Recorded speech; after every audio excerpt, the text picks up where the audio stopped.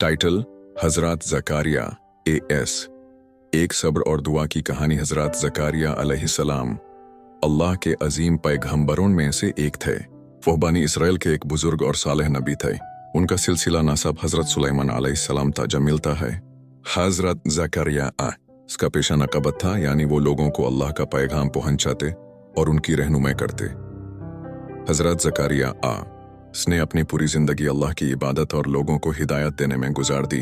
उनकी बीवी का नाम हजरत इशबा था, जो हजरत मरियम AS की खाला ऑन्ट भी थे। हजरत ज़कारिया इसने हजरत मरियम इसकी देखभाल भी की जब वो छोटी थे और अल्लाह के घर में रहते थे। हजरत ज़कारिया की उम्र बहुत ज्यादा हो चुकी थी और उनकी बीवी भी बहुत बूढ़ी हो चुकी थी।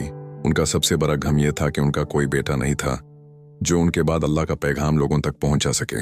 लेकिन इसके बावजूद उन्होंने अल्लाह से कभी उम्मीद नहीं तोड़ी।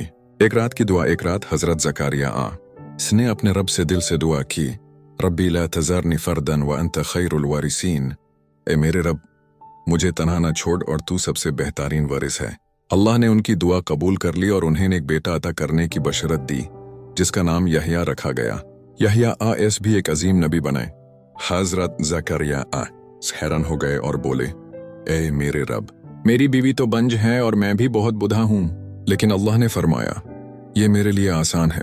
मैं पहले भी तुम्हें पैदा किया जब तुम कुछ भी नहीं थे। मौजा और निशानी। अल्लाह ने निशानी के तौर पर फरमाया कि तुम 3 दिन तक लोगों से बात नहीं कर सकोगे मगर इस शेर से। यह अल्लाह की तरफ से एक मौजा था। हजरत ज़कारिया इसने अपने रब का शुक्र अदा किया और अपने लोगों से कहा कि सुबह शाम अल्लाह का जिक्र और तस्बीह करो। हजरत यहया का पैदा होना। थोड़े वक्त बाद हजरत यहया AS पैदा हुए। वो बचपन से ही नेक, अक्लमंद और अल्लाह के फरमाबरदार थे। अल्लाह ने उन्हें इल्म, हिकमत और नरमदिली अता की।